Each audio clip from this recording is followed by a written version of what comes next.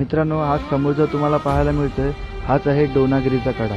याच ठिकाणून 4 फेब्रुवारी 1670 साली रात्रीच्या वेळेस सुभेदार तानाजी मालुसरे 300 मावळ्यांसह वरती आले आणि या थकलेल्या अवस्थेत त्यांनी युद्ध देखील केले।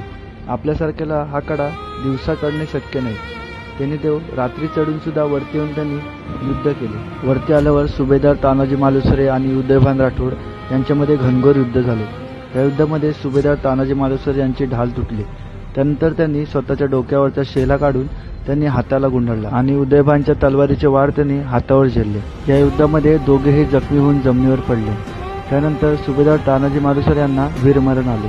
त्यानंतर शेलार मामा यांनी जखमी उदयभानावर शेवटचा वार केला, तो देखील मरण पावला।